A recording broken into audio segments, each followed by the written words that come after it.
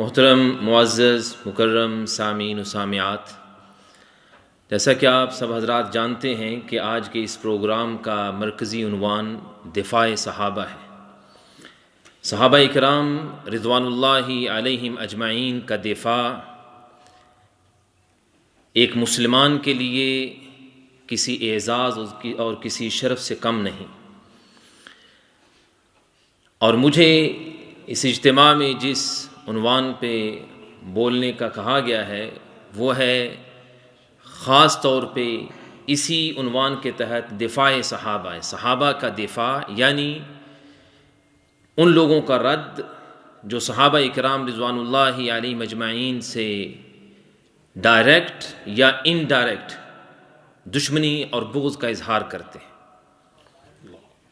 Direct اور indirect کے لفظ کو سمجھنا بہت ضروری ہے، کیونکہ بعض لوگ جن کو ہم جانتے ہیں، جن کے بارے میں ہر مسلمان واقف ہے، اور بالخصوص اہل السنہ والجماعہ جنہیں ہم عام ٹرم میں سنی مسلمان کہتے ہیں، سب جانتے ہیں کہ صحابہ کرام رضوان اللہ علیہم اجمعین سے بغض رکھنے والے، ان سے نفرت کرنے والے، ان پہ تنقید کرنے والے، ان کو گالی گلوچ بکنے والے کون لوگ ہیں؟ ہم سب جانتے ہیں، جن کے بارے میں کسی کو کوئی شک و شبہ نہیں کہ یہ صحابہ کے دشمن ہیں، اور وہ کھلے عام اپنی دشمنی کا اظہار کرتے ہیں، بلکہ وہ اس دشمنی کو اپنے ایمان کا حصہ سمجھتے ہیں، وہ اس دشمنی کو ایمان کا حصہ سمجھتے ہیں۔ اور ان کے بڑوں نے تو یہاں تک بھی لکھا ہے کہ ہر نماز کے تشہد میں ابو بکر و عمر و عثمان رضوان اللہ علیہم اجمعین پہ لعن طعن کرنا یہ آپ کے لیے باعث اجر و ثواب ہے۔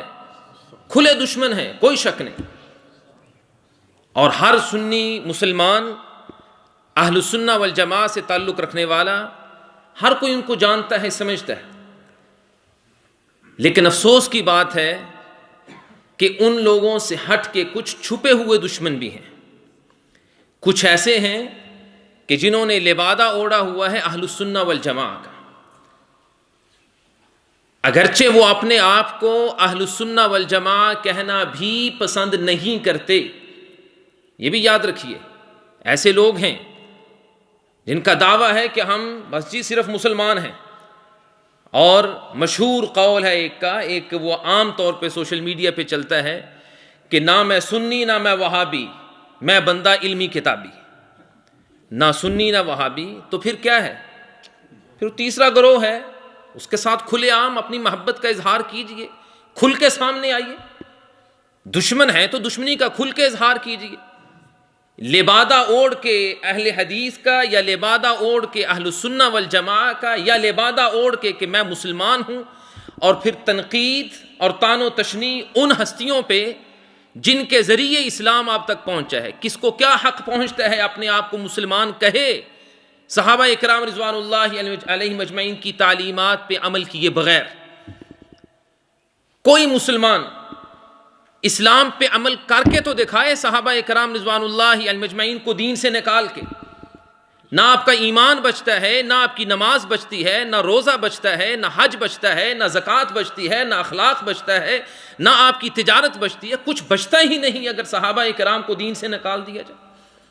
ان صحابہ کرام رضوان اللہ علیہم اجمعین پہ طعن و تشنیع کی جاتی ہے، ان کا نام لے کے، اور انڈائریکٹ جو طعن و تشنیع کرتے ہیں وہ دراصل انڈائریکٹ رسول اکرم صلی اللہ علیہ وسلم پر طعن و تشنیع کرتے ہیں۔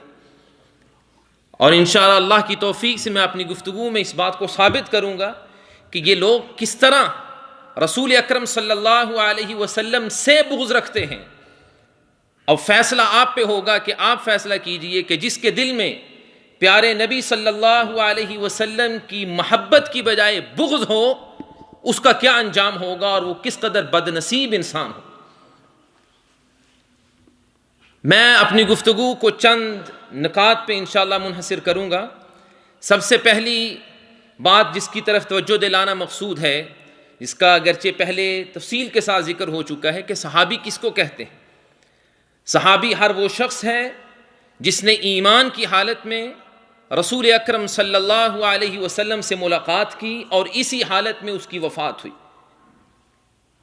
ہر وہ شخص جس نے ایمان کی حالت میں رسول اکرم صلی اللہ علیہ وسلم سے ملاقات کی اور ایمان کی حالت ہی میں وہ فوت ہوا، اس کو صحابی کہا جاتا ہے۔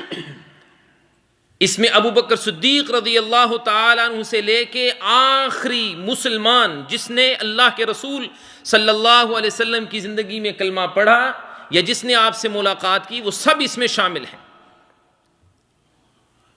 دوسری بات یہ یاد رکھیے، صحابی ہونا یہ ایسی ایک خصوصیت ہے جس کو آپ کہہ سکتے ہیں کہ یہ وہبی ہے، کسبی نہیں۔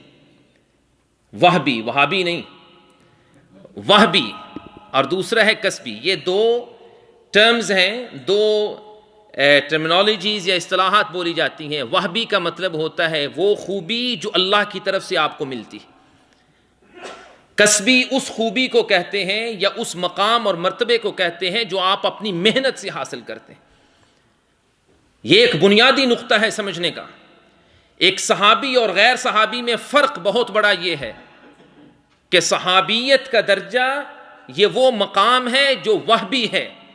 مطلب کیا کہ صحابہ وہ لوگ ہیں کہ جن کو اللہ نے یہ مقام دیا ہے، وہ اپنے اعمال کے ذریعے یا اپنی بہت ساری نمازوں یا صدقات و خیرات کے ذریعے نہیں، بلکہ اللہ نے ان کا انتخاب کیا۔ یہ بنیادی بات ہے۔ اس کے بعد ان کے نیک اعمال، ان کی نمازیں، ان کی قربانیاں، ان کے صدقات اور ان کی دین کے لیے تگ و دو، یہ سب چیزیں اس میں اضافی ہیں۔ اور اس کی دلیل کیا ہے؟ دلیل اس پہ رسول اکرم صلی اللہ علیہ وسلم کا فرمان ہے، جسے امام حاکم نے صحیح سند سے روایت کیا ہے۔ اللہ کے رسول صلی اللہ علیہ وسلم فرماتے ہیں ان اللہ تعالی اختارنی۔ اس بات میں کوئی شک نہیں کہ اللہ نے مجھے منتخب کیا ہے، اللہ نے مجھے منتخب کیا ہے۔ جیسے نبوت کا درجہ، نبوت کا مقام یہ ایک وہبی مقام ہے، کسبی نہیں۔ کیا مطلب؟ کہ ایک انسان ساری زندگی اگر سجدے میں پڑا رہے تو نبوت کے مقام کو نہیں پہنچ سکتا۔ نبی اللہ بناتا ہے جس کو اللہ چاہتا ہے۔ اللہ اعلم حیث یجعل رسالتہ۔ مکے والوں کا یہی تو اعتراض تھا، لولا انزل هذا القرآن على رجل من القریتین عظیم۔ رسول اکرم صلی اللہ علیہ وسلم کی حالت کو، آپ کی مالی حالت کو دیکھ کے مکے والے ایک بہت بڑا اعتراض کرتے تھے کہ اگر اللہ نے قرآن اتارنا ہی تھا، وحی اتارنی ہی تھی، تو کسی بڑے سردار پہ وحی اترتی، اس پہ اترنی تھی جو یتیم پیدا ہوا ہے۔ اللہ نے فرمایا ہم یقسمون رحمت ربک، یہ بدبخت کیا اللہ کی رحمت کو اپنے ہاتھ میں لے کے خود اپنی مرضی سے تقسیم کرنا چاہتے ہیں؟ جس طرح نبی اللہ اس کو بناتا ہے جس کو وہ چاہتا ہے، کوئی اپنی محنت سے، اپنی ریاضت سے، اپنی عبادت سے نبی نہیں بن سکتا۔ اسی طرح صحابی کوئی بھی ساری زندگی عبادت کرتا رہے، جتنی مرضی محنت کرے، اس درجے کو نہیں پا سکتا جب تک اللہ نے اس کا انتخاب نہ کیا۔ اور اللہ کے رسول صلی اللہ علیہ وسلم کا یہی فرمان ہے ان اللہ اختارانی، اللہ نے میرا انتخاب کیا، اللہ نے مجھے چنا ہے۔ واختار علی اصحابی، اور اللہ نے میرے صحابہ کو میرے لیے چنا ہے۔ صحابہ اللہ کے منتخب کردہ ہیں۔ اور پھر آپ نے مزید فرمایا فَجَعَلَ لِي مِنْهُمْ وُزَرَاءَ وَأَنصَارًا وَأَصْحَارًا، انہی صحابہ میں سے جن کو اللہ نے میری صحبت کے لیے، میری کمپینین شپ کے لیے منتخب کیا ہے، انہی میں سے اللہ نے بعض کو میرا وزیر بنایا، بعض کو میرے مددگار انصار بنایا، بعض کو میرے ساتھ میرے سسرالی رشتے کے ذریعے جوڑ دیا۔ اور یہ تین چیزیں جو اللہ کے رسول صلی اللہ علیہ وسلم نے فرمائی ہیں، صحابہ کرام رضوان اللہ علیہم اجمعین کو ان تینوں کیٹیگری میں لا کے آپ اگر تقسیم کریں تو کوئی صحابی پیچھے نہیں بچتا۔ پھر سیدنا عبداللہ بن مسعود رضی اللہ تعالی عنہ وہ کہا کرتے تھے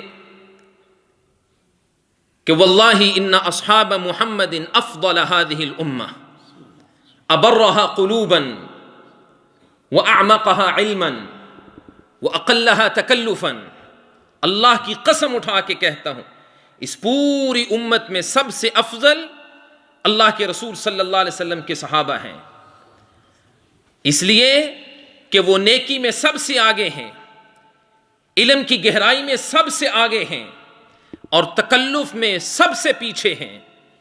اور پھر وہ ساتھ یہ کہا کرتے تھے کہ اولئک اصحاب محمد اختارہم اللہ لصحبت نبیہ ولاقامت دینہ، یہ وہ لوگ ہیں جن کو اللہ نے چنا ہے، اللہ نے چنا ہے نبی کی صحبت کے لیے، اللہ نے ان کا انتخاب کیا ہے اس دین کو قائم کرنے کے لیے، اللہ نے ان صحابہ کے ذریعے اس دین کو قائم کیا ہے۔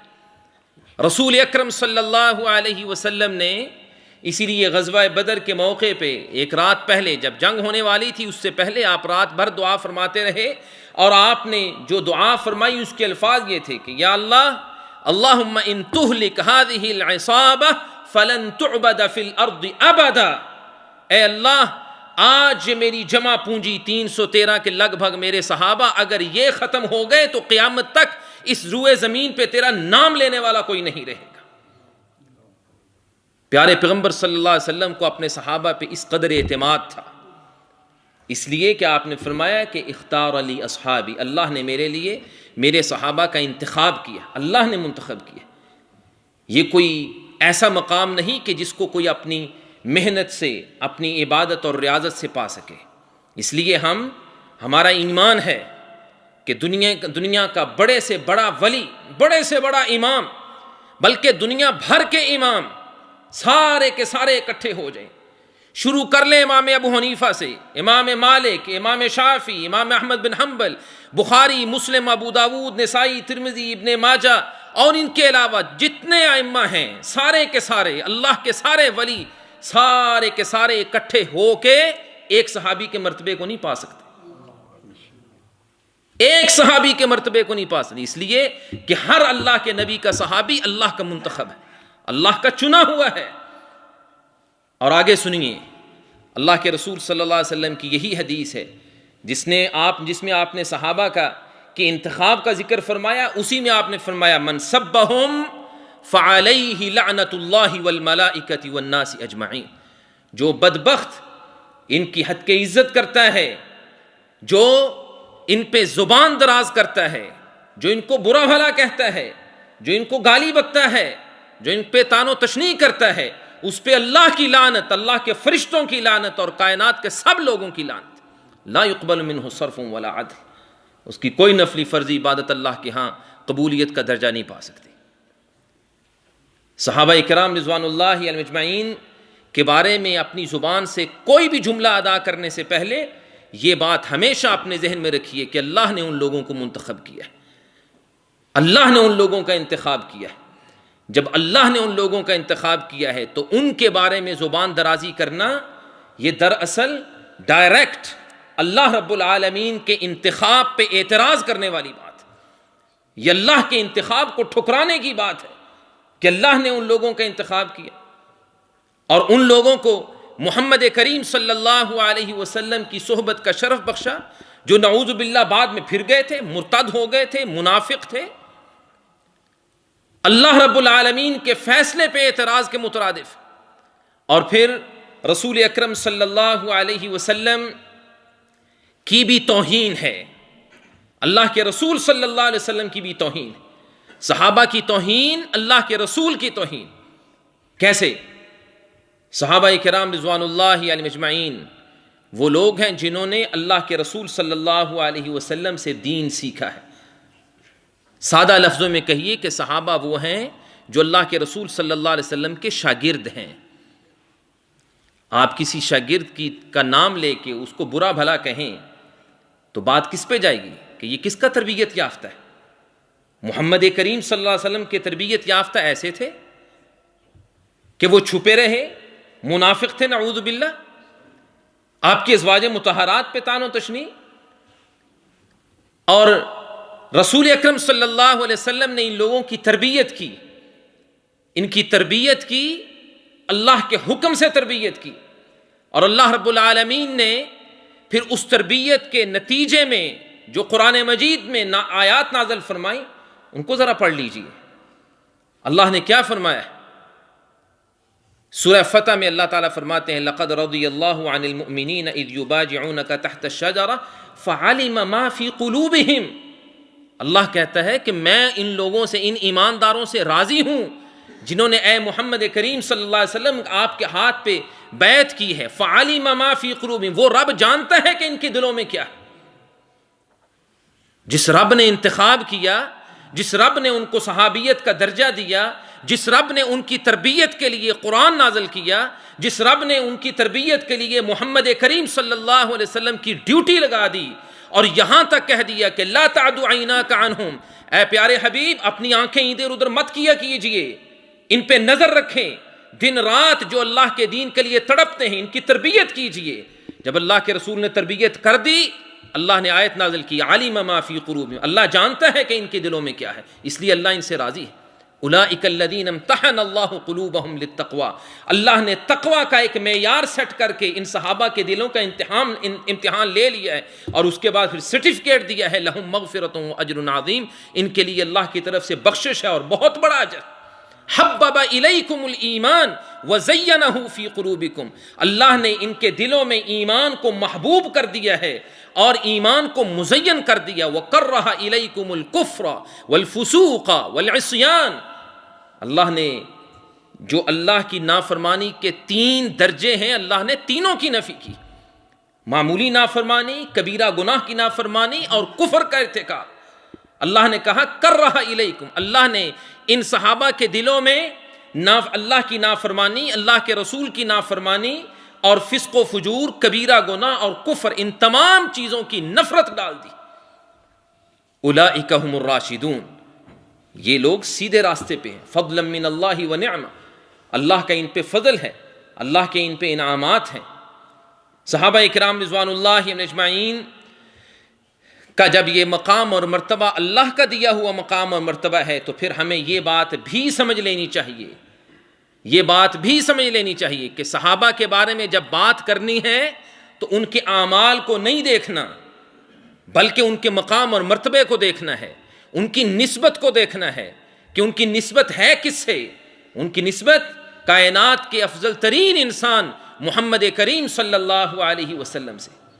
ان کے اعمال کو آپ جو ہے معیار بنا کے ان پہ بحث نہیں کر سکتے. صحابہ اکرام رضوان اللہ علیہم اجمعین میں کتنے ایسے ہیں کہ جنہوں نے بہت بعد میں اسلام قبول کیا، حتیٰ کہ وہ جنہوں نے پہلے بھی اسلام قبول. میں آپ کو ابو بکر صدیق رضی اللہ تعالیٰ عنہ کی مثال دیتا ہوں. ابو بکر صدیق رضی اللہ تعالیٰ عنہ نے کتنے سال نمازیں پڑھی ہیں؟ معراج کی رات نماز فرض ہوئی ہے نا، جس کے بارے میں اگرچہ اختلاف ہے کہ یہ معراج کب ہوا تھا. عام قول یہ ہے کہ ہجرت سے 2 سال پہلے. رسول اللہ صلی اللہ علیہ وسلم نے جب ہجرت کی 10 سال مدینہ منورہ میں گزارے، اس سے 2 سال پہلے 12 سال، اس کو زیادہ کہیں مختلف اقوال کے لیے 14 سال 15 سال کہہ لیں. ابو بکر صدیق رضی اللہ تعالیٰ نے 15 سال نمازیں پڑھی ہیں. آپ میں سے کتنے بزرگ یہاں بیٹھے ہیں جن کو 40 سال ہو گئے نمازیں پڑھتے ہوئے؟ کوئی بدبختی ہوگا جو کہے گا کہ میری نمازیں ابو بکر کی نمازوں سے بہتر ہیں کیونکہ مجھے 40 سال ہو گئے نمازیں پڑھتے. نہیں، صحابہ کرام کے اعمال پہ بحث کرتے ہوئے آپ ان کے اعمال کو معیار نہیں بنا سکتے، ان کی نسبت کو دیکھنا ہے. ابو بکر کی نسبت کس سے ہے؟ محمد الرسول اللہ صلی اللہ علیہ وسلم. ابو بکر صدیق رضی اللہ تعالیٰ عنہ نے اسلام قبول کرنے کے بعد 2 حج کیے ہیں. آپ میں سے کتنے ہیں جنہوں نے 5 10 حج کیے؟ کوئی کہہ سکتا ہے کہ میں ابو بکر صدیق سے بہتر ہوں؟ اعمال کی بیس پہ آپ فیصلہ کریں گے؟ نہیں. صحابہ کرام کے بارے میں جب گفتگو کرنی ہے تو ان کے اعمال کو نہیں دیکھنا، ان کی نسبت کو دیکھنا ہے. اس بات کو یاد رکھیے، اور جب آپ اس بات کو سمجھ جائیں تو پھر اس سے اگلی بات یہ ذہن میں رکھیے کہ صحابہ کرام رضوان اللہ اجمعین کی جب نسبت اللہ رب العالمین کی منتخب کردہ نسبت ہے اور کائنات کی افضل ترین ہستی کے ساتھ ان کی نسبت ہے تو پھر ان پہ تبرہ کرنا، ان کو برا بھلا کہنا، ان پہ طعن و تشنیع کرنا یہ اتنا ہی بڑا جرم ہے. جس اسلام کا آپ نام لیتے ہیں وہ دین تو مجھے یہ اجازت نہیں دیتا کہ میں اپنے بھائی پہ کوئی بات کروں اور اس میں اپنی زبان دراز کروں. جو ہو سکتا ہے کہ ایمان کے اعتبار سے، اعمال کے اعتبار سے میرے برابر ہو یا مجھ سے بہتر ہو، میرا دین تو یہ اجازت دیتا کہ میں اس کے بارے میں کوئی بات کروں، چہ جائے کہ ان عظیم ہستیوں کے بارے میں گفتگو کی جائے یا ان کے بارے میں زبان دراز کی جائے۔ اس لیے اللہ کے رسول صلی اللہ علیہ وسلم نے منع فرما دیا، آپ نے فرمایا لا تسبوا اصحابی، لا تسبوا اصحابی، میرے صحابہ کو برا مت کہو۔ اللہ کے رسول صلی اللہ علیہ وسلم نے جب یہ کہا لا تسبوا اصحابی، تو کیا آپ نے یہ کہا تھا کہ جو فتح مکہ سے پہلے مسلمان ہوئے ہیں ان کو برا نہ کہو، جو بعد میں ہوئے ان کو کہہ لیا کرو؟ جو میرے بالکل قریبی ہیں ان کو برا بھلا نہ کہو، اہل بیت کو برا بھلا نہ کہو، جو اہل بیت کے علاوہ ہیں ان کو، جو دوسرے ہیں ان کو برا بھلا کہہ لیا کرو۔ کیا آپ نے اس کی اجازت دی تھی؟ لا تسبوا اصحابی، فرمایا میرے صحابہ کو گالیاں نہ دیا کرو، میرے صحابہ کو برا نہ کہا کرو۔ اور اس سے کچھ دیر پہلے آپ یہ حدیث سن چکے ہیں، اللہ کے رسول صلی اللہ علیہ وسلم نے فرمایا کہ من احبہم فبحبی احبہم ومن ابغضہم فببغضی ابغضہم۔ یہ حدیث اگرچہ سند کے اعتبار سے ضعیف ہے لیکن معنی اس کا بالکل 100% درست ہے۔ اللہ کے رسول نے فرمایا جو میرے صحابہ سے محبت کرتا ہے اس کی یہ محبت میرے ساتھ محبت کی نشانی ہے، اور جو میرے صحابہ سے نفرت کرتا ہے، ان کے بارے میں بغض اپنے دل میں رکھتا ہے، یہ نشانی ہے کہ اس کے دل میں میرے بارے میں بغض ہے۔ اور میں آپ کو اس کی دلیل دے چکا ہوں کہ رسول اکرم صلی اللہ علیہ وسلم صحابہ کرام پہ تان، اللہ کے رسول صلی اللہ علیہ وسلم پہ تان ہے کہ اللہ کے رسول صلی اللہ علیہ وسلم نے اپنے ان شاگردوں اور اپنے ان ساتھیوں کی تربیت نعوذ باللہ درست نہیں کی تھی، ان کے دلوں میں ایمان ہی راسخ نہیں ہو سکا، اور وہ اللہ اور اللہ کے رسول کے مقام کو ہی نہیں سمجھ سکے۔ رسول اللہ صلی اللہ علیہ وسلم نے اس لیے فرمایا اللہ اللہ اللہ فی اصحابی لا تتخذوہم غرضا بعدی، لوگو اللہ سے ڈرتے رہنا، اللہ سے ڈرتے رہنا میرے صحابہ کے بارے میں، میرے بعد ان کو اپنی طعن و تشنیع کا اور اپنی تنقید کا نشانہ مت بنانا۔ یہ چند بنیادی باتیں صحابہ کرام رضوان اللہ علیہم اجمعین کے حوالے سے ذکر کرنے کے بعد اگلی بات جو میں ذکر کرنا چاہتا ہوں وہ یہ کہ اس چیز کو سمجھنا بھی بہت ضروری ہے کہ جو لوگ صحابہ پہ طعن کرتے ہیں یا صحابہ کو برا بھلا کہتے ہیں، آخر اس کی وجہ کیا ہے؟ آخر اس کی وجہ کیا ہے؟ کیونکہ کسی بھی بیماری کا علاج کرنے سے پہلے اس کے جو کوزز ہوتے ہیں، جو اس کے اسباب ہوتے ہیں، ان کو جاننا بہت ضروری ہوتا ہے۔ جب تک بیماری کی وجہ اور بیماری کے سبب کا پتہ نہ چلے تب تک اس کا صحیح علاج نہیں کیا جا سکتا۔ صحابہ کرام سے بغض ایک بیماری ہے، اور یہ وہ بیماری ہے کہ اس کا علاج نہ کیا جائے تو یہ بڑھتی جاتی ہے، یہ ایسی بڑھتی ہے کہ پھر بات کسی ایک صحابی حضرت معاویہ رضی اللہ تعالیٰ عنہ پہ نہیں رکتی، پھر یہ مرض ایسا بڑھتا ہے کہ امیر المومنین سیدنا عثمان ابن عفان رضی اللہ تعالیٰ عنہ تک بات پہنچتی ہے، پھر وہیں بھی نہیں رکتی، پھر عمر پہ بات جاتی ہے، پھر ابو بکر پہ جاتی ہے، پھر رسول اکرم صلی اللہ علیہ وسلم پہ جاتی ہے۔ یہ بغض پھر بڑھتا جاتا ہے، بیماری بڑھتی جاتی، اس لیے اس بیماری کا تدارک کرنا ضروری ہے، اور اس کا علاج کرنے سے پہلے اس کے سبب کو جاننا ضروری ہے کہ آخر وجہ کیا ہے، یہ بیماری پیدا ہوتی کیوں ہے۔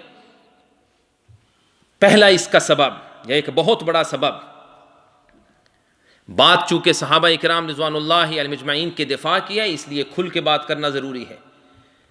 سب سے بڑا سبب ہے ان لوگوں کے ساتھ تعلقات اپنی استوار رکھنا جو صحابہ سے نفرت رکھتے ہیں۔ وہ کون ہیں؟ رافضہ اور شیعہ، جن کے دلوں میں صحابہ کے بارے میں بغض ہے۔ جیسے میں پہلے عرض کر چکا ہوں، وہ لوگ جو صحابہ کو گالی دینا اپنے ایمان کا حصہ سمجھتے ہیں، ان کے ساتھ آپ کا تعلق ہوگا تو کیا ہوگا؟ ایک دن آپ ان کے ساتھ بیٹھیں گے، دوسرے دن بیٹھیں گے، تیسرے دن بیٹھیں گے، وہ باتیں کرتے جائیں گے، تاریخی حوالے، یہ ادھر کی بات ادھر کی بات، آخر آپ کا ایمان متاثر ہوگا۔ اور بہت سارے لوگوں کے ساتھ ایسے ہوا ہے اور ہو رہا ہے۔ اور بہانہ اس کا کیا ہوتا ہے کہ جی آخر شیعہ بھی تو مسلمان ہیں، ہم بھی مسلمان ہیں، اتحاد بین المسلمین ہونا چاہیے، مسلمانوں کے درمیان اتحاد کی کوشش کرنی چاہیے، امت پٹ گئی، امت پہ ظلم ہو رہا ہے، یہ ہو گیا وہ ہو گیا، دیکھو جی آپ لوگ ابھی تک شیعہ سنی کے مسئلے میں پڑے ہوئے۔ اچھا جی اس کا حل کیا ہے؟ ابو بکر و عمر و عثمان رضوان اللہ اجمعین، عائشہ حفصہ اور دیگر امہات المومنین کو گالیاں دلوا لو پھر اتحاد ہو جائے گا؟ یہ کیسا اتحاد ہے؟ آج تک ایسا اتحاد نہ ہو سکا ہے اور اللہ کی قسم نہیں ہو سکتا، ایسا اتحاد نہیں ہو سکتا۔ کتنے ہی ایسے ہیں جنہوں نے ایسے نام نہاد اتحاد کی کوشش کی ہے، خود بھی گمراہ ہوئے ہیں، دوسروں کو گمراہ کیا۔ ایک بہت بڑے صاحب اس دنیا سے رخصت ہو چکے ہیں، اللہ کے ساتھ ان کا معاملہ، انہوں نے زندگی کا ایک لمبا عرصہ گزار دیا اسی نام پہ، اتحاد بین المسلمین، شیعہ سنی کو قریب کرنے کا۔ آخر بڑھاپے میں جا کے انہوں نے اپنی زبان سے خود اقرار کیا کہ میں نے زندگی برباد کر دی ہے اس کام کے پیچھے، اور اب مجھے سمجھ آئی ہے کہ یہ وہ قوم ہے جس کے ساتھ اتحاد نہیں ہو سکتا۔ کیوں؟ اس لیے کہ آپ جو چاہے کر لیں، ان کے دلوں سے جب تک صحابہ کرام کی نفرت نہیں نکلتی اور آپ کے دلوں سے جب تک صحابہ کرام رضوان اللہ اجمعین کی محبت نہیں نکل جاتی، تب تک آپ اکٹھے نہیں ہو سکتے۔ اتحاد کے نام سے اکٹھے بیٹھنا، اکٹھی گفتگو کرنا، اتحاد بین المسلمین کے نام سے، پھر اسٹیج پہ شیعہ عالم بیٹھا ہو، وہاں ایک اپنے آپ کو اہل حدیث کہنے والا اور اپنے آپ کو سنی اور اہل السنہ والجماعت سے تعلق رکھنے والا ہو، وہ وہیں کھڑے ہوئے، وہاں وہ تنقید کرتا ہے، تان و تشنیع کرتا ہے ابو بکر و عمر و عثمان رضوان اللہ اجمعین پہ، عائشہ و حفصہ کو گالیاں دیتا ہے، اور یہ اتحاد کے نام پہ اتحاد کی خاطر بیٹھا ہوا ہے۔ کیسا ایمان اور کیسی غیرت ہے! یہ وہ چیز ہے جو دلوں کو پھر اتنا متاثر کرتی ہے، اتنا متاثر کرتی ہے کہ آخر پھر بندہ کہتا ہے جی کچھ نہ کچھ تو ہوگا ہی نا، بھئی ایسے تو نہیں کرتے، کچھ نہ کچھ تو ہوگا ہی۔ کیوں؟ اس لیے کہ جی کتابوں میں لکھا ہوا ہے۔ یہ اب دوسرا سبب ہے، یہ دوسری وجہ ہے۔ صحابہ کرام رضوان اللہ علیہم اجمعین کے بارے میں جو کچھ تاریخ میں لکھا گیا اس سب کچھ کو نہیں لیا جا سکتا۔ صحابہ کو جاننے کے لیے، صحابہ کو سمجھنے کے لیے معیار اللہ کا قرآن اور نبی کی حدیث ہے، تاریخ کے اوراق نہیں ہے۔ یہ بہت بڑی غلطی ہے جو لوگ صحابہ کرام رضوان اللہ علیہم اجمعین کے مقام اور مرتبے کو سمجھنے کے لیے تاریخ کا رخ کرتے ہیں، پھر وہاں ٹھوکر کھاتے ہیں۔ اسی لیے وہ جو ہمارے فیصل آباد سے تھے اسحاق جھالوی، ٹھیک ہے نا، وہ اکثر اپنی تقریروں میں یہی کہا کرتے ہیں، کچھ کتابوں میں لکھا ہوا ہے، آپ سنی کہتے ہو بخاری میں یہ حدیث ہے تو ان کی نہج البلاغہ میں بھی لکھا ہوا ہے، آپ کہتے ہو یہ ہے، ان کی فلاں کتاب میں بھی لکھا ہوا، کتابیں یہ بھی لکھ گئے، کتابیں وہ بھی لکھ گئے، بخاری بھی لکھ گیا، وہ بھی لکھ گیا، ٹھیک ہے تم یہ مانتے جو وہ مانتے ہیں، ٹھیک ہے۔ یہ کیا بات ہوئی؟ اس کا مطلب یہ ہے کہ آپ کو اپنے ایمان پہ ہی بھروسہ نہیں ہے، اتنا مشکوک ایمان، کون سا دین آپ لیے پھرتے؟ آپ کو اپنے دین پہ یقین نہیں ہے، آپ نے بخاری پہ تنقید کر دی، یا تو کھلے عام پھر کریں، بخاری پہ تنقید کے بعد پھر قرآن پہ۔ اور یہ شیعہ حضرات انہوں نے قرآن پہ تنقید کی، انہوں نے کہا نہیں کہ قرآن میں ابو بکر و عمر و عثمان نے تحریف کی ہے، انہوں نے اپنی کتابوں میں لکھا نہیں۔ کیا ان کا عقیدہ نہیں ہے کہ امام غائب جو ہے وہ آئیں گے تو اصل قرآن وہ لے کے آئیں گے؟ یہ تو فرضی ہے، جب تک ہمیں اصل نہیں ملتا تب تک اسے گزارا چلا رہے ہیں۔ کھل کے بات کریں پھر،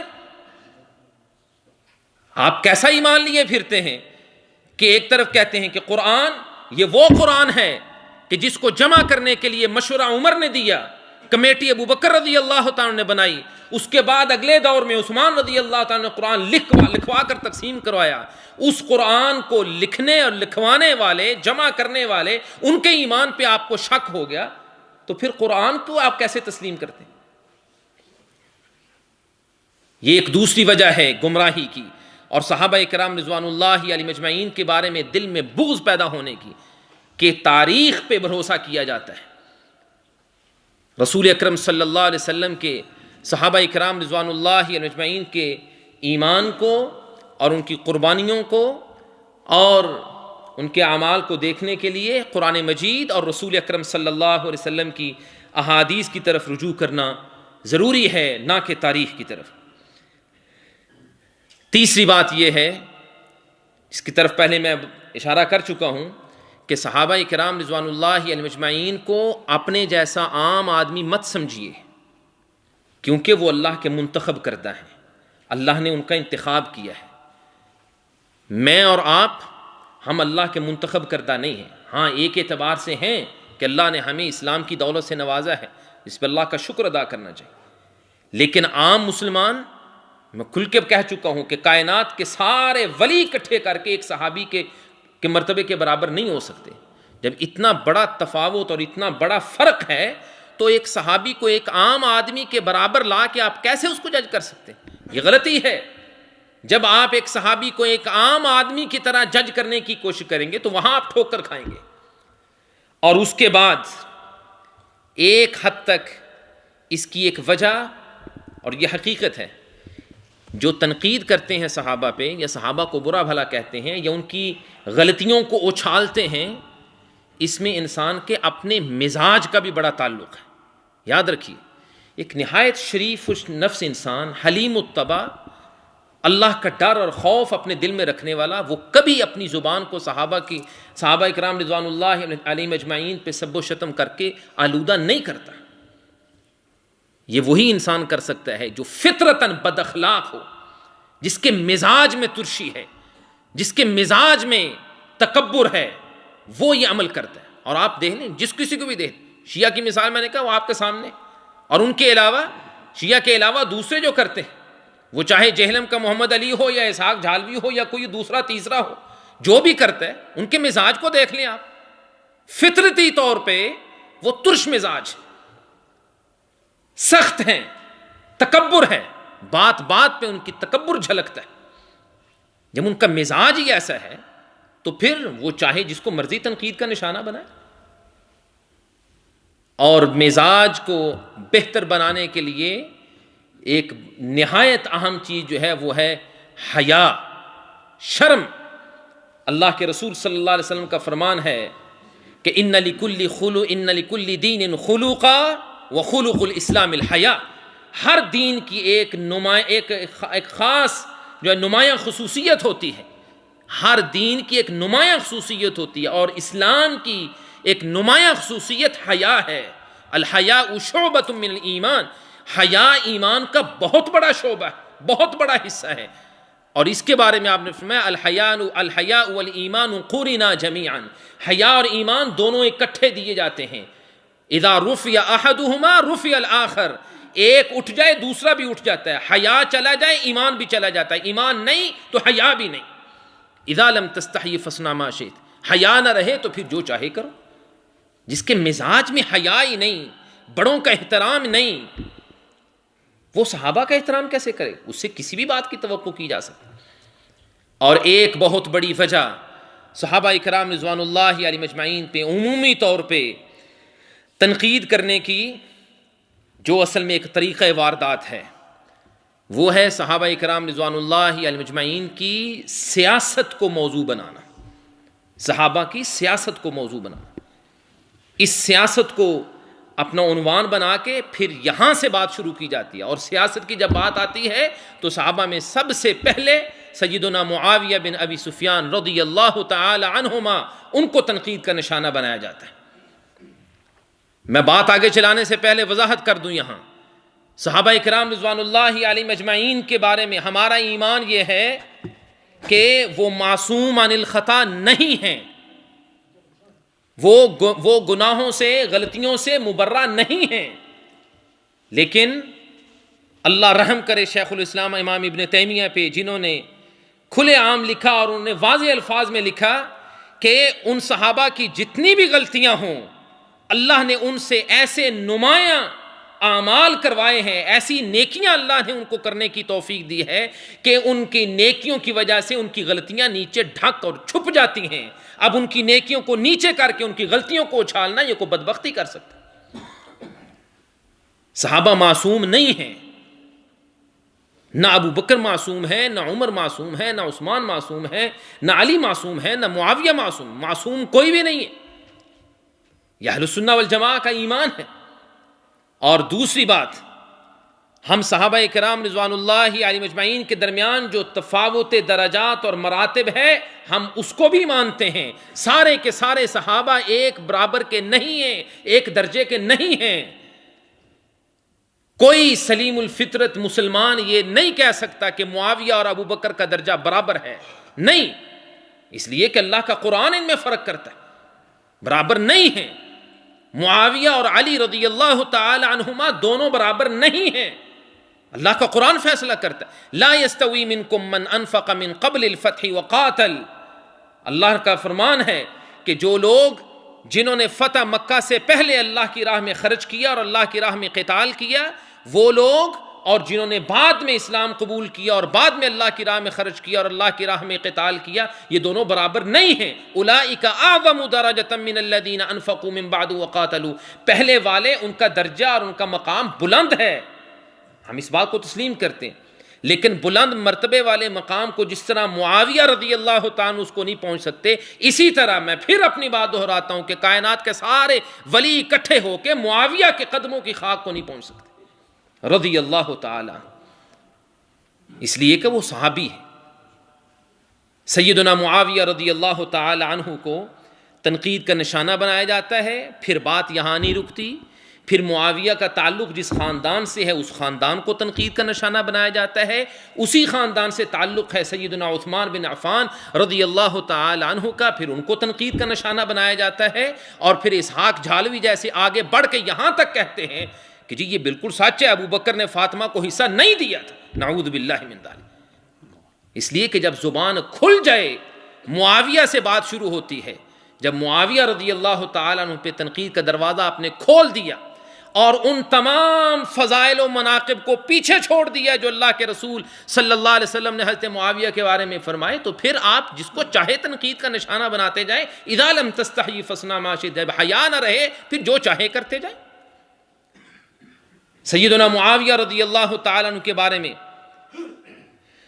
بہت زیادہ ہرزہ سرائی کی جاتی ہے، طعن و تشنیع کی جاتی ہے، اور حضرت علی رضی اللہ تعالیٰ عنہ کے ساتھ ان کا جو اختلاف تھا، اس اختلاف کو بہانہ بنا کے، دلیل نہیں بہانہ بنا کے حضرت معاویہ رضی اللہ تعالیٰ عنہ پر طعن کیا جاتا ہے، اور پھر رسول اکرم صلی اللہ علیہ وسلم نے حضرت معاویہ کے بارے میں جو کچھ فرمایا اس سب کو فراموش کر دیا جاتا ہے۔ آپ ذرا ایمانداری سے بتائیے کہ اللہ کے رسول صلی اللہ علیہ وسلم کی وہ تمام احادیث جو حضرت معاویہ رضی اللہ تعالی عنہ کی شان کے بارے میں، ان کو کیا کریں گے، کیا کہیں گے ان کے بارے میں؟ ہاں وہ کہہ سکتے ہیں جو وہی جہلم والا کہتا ہے کہ جی وہ ساری ضعیف ہیں، جی بنو امیہ نے لکھوائیاں سن ساریاں، یہ سب بنو امیہ نے لکھوائی تھی۔ اچھا جی آپ وہاں تھے، کیا دلیل ہے؟ علمی دنیا میں اس بات کی کیا حیثیت ہے؟ کچھ بھی نہیں، سوائے جھوٹ کے، سوائے جھوٹ کے کچھ ہے ہی نہیں۔ کون کہتا ہے بنی امیہ نے لکھوائی تھی؟ حضرت معاویہ کی شان میں جتنی روایتیں، یاد رکھیے صحابہ اکرام رضوان اللہ علیہم اجمعین کے بارے میں اللہ نے قرآن میں جو کچھ کہا، اللہ کے رسول صلی اللہ علیہ وسلم نے عمومی طور پہ صحابہ کے بارے میں جو کچھ کہا، وہ سارے کے سارے فضائل و مناقب حضرت معاویہ رضی اللہ تعالی عنہ کے لیے بھی ہیں۔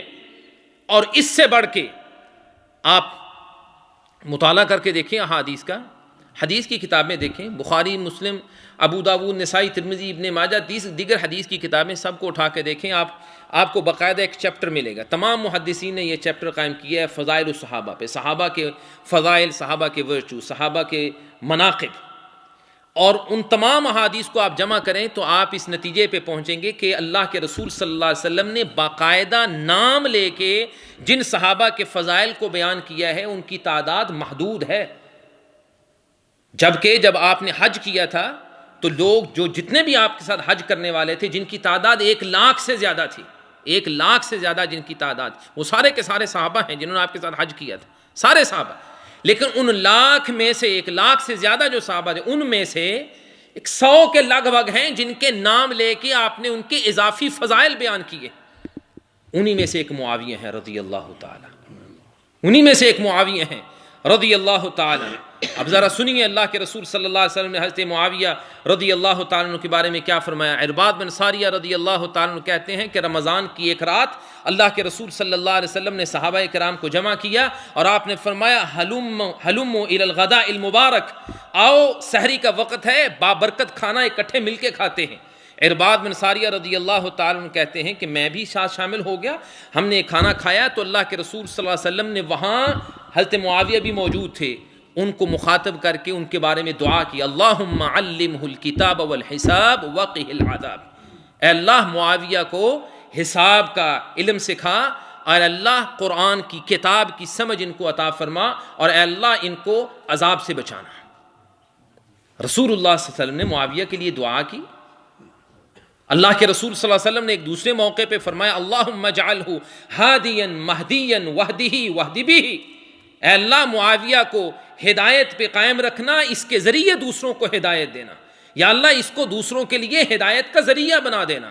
اور اللہ نے اپنے نبی کی دعا کو قبول کیا ہے، اور ہم یہ مانتے ہیں، اور یہ بالکل آج یہ بات بالکل کھل چکی ہے کہ معاویہ کے ذریعے ہدایت کا فیصلہ ہو جاتا ہے، معاویہ کے ذریعے ہدایت کا فیصلہ ہو جاتا ہے۔ جو اس کے دل میں معاویہ کی محبت ہے رضی اللہ تعالی عنہ، وہ ہدایت پہ ہے، وحدی بھی، یا اللہ اس کے ذریعے ہدایت دے، جس کے ذریعے پتہ چل جاتا ہے کون ہدایت پہ ہے کون ہدایت پہ نہیں۔ رسول اللہ صلی اللہ علیہ وسلم نے ایک موقع پہ بشارت دی حضرت ام حرام بنت ملحان، جو رسول اکرم صلی اللہ علیہ وسلم سے ایک نسبتی تعلق بھی رکھتی تھیں آپ کی رضائی خالہ کے حوالے سے۔ ام حرام بنت ملحان رضی اللہ تعالی عنہ فرماتی ہیں کہ اللہ کے رسول صلی اللہ علیہ وسلم بس اوقات میرے پاس تشریف لایا کرتے تھے دوپہر کا قیلولہ کرنے کے لیے۔ قیلولہ کرتے ہیں دوپہر کے وقت تھوڑی دیر آرام کرنا۔ کہتی ہیں اللہ کے رسول صلی اللہ علیہ وسلم بس اوقات میرے پاس تشریف لاتے، آپ قیلولہ کیا کرتے تھے۔ ایک دن آپ آئے، آپ تھوڑی دیر سوئے، آپ کی آنکھ کھلی، آپ مسکرا رہے تھے۔ میں نے پوچھا ما اضحکک یا رسول اللہ، اللہ کے رسول کس چیز سے آپ ہنس رہے ہیں، کیوں آپ مسکرا رہے ہیں؟ آپ نے فرمایا اناس من امتی یرکبون البحر یغزون، آپ نے فرمایا میں نے ابھی خواب میں دیکھا ہے کہ میری امت کے کچھ لوگ وہ سمندری جہاد کر رہے ہیں، سمندری جہاد کر رہے ہیں۔ اب یہ الفاظ ہیں ایک روایت کے جسے امام بخاری رحمۃ اللہ علیہ نے بیان کیے ہے، صحیح مسلم کی روایت ہے جس کے الفاظ یہ ہیں کہ حضرت ام حرام بنت ملحان کہتی ہیں کہ اللہ کے رسول صلی اللہ علیہ وسلم نے ان کے بارے میں بشارت دی۔ آپ نے فرمایا کہ اول جیش من امتی یغزون البحر قد اوجبوا، سب سے پہلا لشکر میری امت کا جو سمندری جہاد کرے گا انہوں نے اپنے لیے جنت واجب کر لی ہے۔ جب ام حرام بنت ملحان نے اللہ کے رسول صلی اللہ علیہ وسلم کی یہ حدیث سنی تو کیا کہتی ہیں؟ کہتی ہیں ادعو اللہ ان یجعلنی منہم، میں اللہ کے نبی میرے لیے دعا کیجئے اللہ مجھے اس نیک اس پاک باز لشکر میں مجھے بھی شامل کر دے۔ آپ نے فرمایا انت منہم، ام حرام میں تجھے خوشخبری دیتا ہوں کہ تو انہی میں سے ہوگی۔ پھر کہتی ہیں کہ میں اللہ کے رسول صلی اللہ علیہ وسلم دوبارہ سو گئے، تھوڑی دیر آرام کیا، پھر آپ اٹھے، پھر آپ صلی اللہ علیہ وسلم نے دوبارہ پھر وہی اسی بات کو دہرایا۔ تو ام حرام بنت ملحان کہتی ہیں میں نے پھر کہا اللہ کے رسول میرے لیے دعا کیجئے کہ اللہ مجھے اس گروہ میں شامل کر دے۔ یہ دوبارہ بات تھی دوسرے گروہ کی۔ آپ نے فرمایا انتی من الاولین، نہیں تو پہلے گروہ کے ساتھ ہوگی۔ اور پھر تاریخ نے ثابت کیا ام حرام بنت ملحان رضی اللہ تعالی عنہ اپنے خامد عبادہ بن صامت رضی اللہ تعالی عنہ کے ساتھ اس غزوے میں شامل تھے جو غزوہ 27 ہجری میں قبرص، جس کو سائپرس کہا جاتا ہے، جس کو حضرت معاویہ رضی اللہ تعالی عنہ کی قیادت میں کیا گیا، اور یہ سب سے پہلا مسلمانوں کا غزوہ تھا، سمندری جہاد تھا جس میں حضرت ام حرام بنت ملحان شامل تھیں۔ اور پھر اسی غزوے سے واپسی پہ ام حرام رضی اللہ تعالی عنہ اپنی سواری پہ سوار ہونے لگی تو جانور جو ہے وہ بدکا اور جلدی سے وہ دوڑا، جس کی وجہ سے وہ گر گئیں اور ان کا منکا ٹوٹا اور وہ وہاں وفات پا گئی۔ اللہ کے رسول صلی اللہ علیہ وسلم کی حدیث سچ ثابت ہوئی کہ انتی من الاولین، تو پہلے گروہ میں ہوگی۔ جس گروہ کے بارے میں اللہ کے رسول نے فرمایا وہ پہلا لشکر جو سمندری جہاد کرے گا اللہ نے ان کے لیے جنت کو لازم قرار دی ہے۔ اللہ کے رسول صلی اللہ علیہ وسلم کی یہ حدیث صریح دلیل ہے کہ معاویہ رضی اللہ تعالی عنہ جنتی ہیں۔ سیدنا عبداللہ ابن عباس رضی اللہ تعالی عنہ فرماتے ہیں اللہ کے رسول صلی اللہ علیہ وسلم نے مجھے بھیجا اور مجھے کہا کہ جاؤ معاویہ کو بلا کے لاؤ۔ کیوں؟ لأنہ کان یکتب الوحی، اس لیے کہ معاویہ وحی لکھا کرتے تھے، معاویہ کاتب وحی تھے۔ جس طرح اس سے پہلے فضیلت الشیخ حافظ محمود الرحمن صاحب ذکر فرما رہے تھے کہ کیا وحی کے لیے ایسے شخص کا انتخاب کیا گیا جس کے ایمان کے بارے میں شک تھا، نعوذ باللہ۔ صحابہ کے ایمان پہ شک، معاویہ کے ایمان پہ شک، اللہ کے قرآن پہ شک ہے۔ سیدنا معاویہ رضی اللہ تعالیٰ عنہ وہی لکھا گیا۔ جہلمی کہتا ہے جی کون سی وہی لکھی جی؟ فتح مکہ کے بعد تو مسلمان ہوئے تھے، باج گیڑی وہی لکھی سے۔ اور بدبختو، فتح مکہ کے بعد کوئی قرآن نازل نہیں ہوا۔ کتنی جہالت، کتنی جہالت! فتح مکہ کے بعد کیا کوئی قرآن نازل ہوا یا نہیں ہوا؟ معاویہ رضی اللہ تعالیٰ عنہ لکھا کرتے تھے اللہ کے رسول صلی اللہ علیہ وسلم نے کیا ایسے آدمی کا انتخاب کیا اللہ کی وحی کے لیے جس کو اللہ نے قرآن میں امانت کہا ہے، سب سے بڑی امانت اللہ کا قرآن ہے۔ اگر معاویہ خائن تھا نعوذ باللہ من ذالک، تو پھر اللہ کے رسول نے معاویہ کا انتخاب کیوں کیا قرآن لکھنے کے لیے؟ سیدنا معاویہ رضی اللہ تعالی عنہ کا یہ تمام فضائل اور مناقب کے ساتھ ساتھ ایک اور بھی بڑا مقام اور مرتبہ ہے، وہ یہ کہ ان کی اللہ کے رسول صلی اللہ علیہ وسلم کے ساتھ قریبی رشتہ داری ہے، قریبی رشتہ داری۔ آپ کی زوجہ محترمہ ہماری ماں ام حبیبہ رضی اللہ تعالی عنہا حضرت معاویہ رضی اللہ تعالی عنہ کی بہن ہیں۔ آپ کے یہ معاویہ اور اللہ کے رسول صلی اللہ علیہ وسلم کے برادر نسبتی ہیں، جسے آپ سالہ کہتے ہیں، آپ کے سالے، آپ کے ساتھ اتنا قریبی تعلق۔ اللہ کے رسول صلی اللہ علیہ وسلم کو کیا اپنی ازواج مطہرات سے پیار تھا یا نہیں تھا؟ محبت تھی۔ خیرکم خیرکم لأہلہ وانا خیرکم لأہلی، آپ نے فرمایا تم میں سے سب سے بہتر وہ ہے جو اپنے گھر والوں کے لیے بہتر ہو، اور میں اب تم تمام میں اپنے فیملی کے لیے اپنی ازواج کے ساتھ سب سے اچھا، سب سے بہتر میں ہوں۔ آپ کا ان کے ساتھ محبت، آپ کا ان کے ساتھ تعلق، ان کے ساتھ محبت تھی، ان کے ساتھ محبت تھی، تو کیا معاویہ پہ تنقید کرنے سے اللہ کے رسول صلی اللہ علیہ وسلم پہ تنقید نہیں ہوتی؟ آپ کی اپنی بیگم سے، اپنی وائف سے بڑی گہری محبت ہو اور آپ کہیں اس کے بھائی کو کہ میرا سالہ بڑا گندا آدمی ہے جی، خائن ہے، چور تھا، یہ تھا، وہ تھا، آپ کو تکلیف ہوگی نہیں ہوگی؟ اس لیے اللہ کے رسول نے فرمایا من آذاہم فقد آذانی ومن آذانی فقد آذى اللہ ومن آذى اللہ فیوشک ان یأخذ۔ جو صحابہ پہ تنقید کرتا ہے وہ میں محمد کا دل دکھاتا ہے، اور جس نے میرا دل دکھایا اس نے اللہ کو تنگ کیا، اور جس نے اللہ کو تنگ کیا اللہ کی پکڑ سے وہ بچ نہیں سکتا۔ معاویہ پہ تنقید رضی اللہ تعالی عنہ، اللہ کے رسول صلی اللہ علیہ وسلم پہ تنقید ہے۔ پھر اللہ کے رسول صلی اللہ علیہ وسلم نے حضرت معاویہ رضی اللہ تعالی عنہ کے ایمان کی، آپ کے مسلمان ہونے کی گواہی دی۔ جب میں نے ذکر کیا تھا کہ حضرت معاویہ رضی اللہ تعالیٰ عنہ کی سیاست کو بہانہ بنایا جاتا ہے، حضرت علی اور حضرت معاویہ کے درمیان جو اختلاف ہوا، اس حوالے سے میں چند باتیں ذکر کر کے اپنی بات سمیٹتا ہوں، کافی وقت ہوا۔ حضرت معاویہ اور حضرت علی کے درمیان جو اختلاف تھا، یاد رکھیے یہ خلافت کا جھگڑا قطعی طور پہ نہیں تھا، قطعی طور پہ نہیں تھا۔ یہ جھوٹ بولتے ہیں جو کہتے ہیں کہ معاویہ نے خلافت اور حکمرانی چھیننے کے لیے حضرت علی رضی اللہ تعالیٰ کے ساتھ اختلاف کھڑا کیا تھا۔ بالکل جھوٹ ہے، سفید جھوٹ۔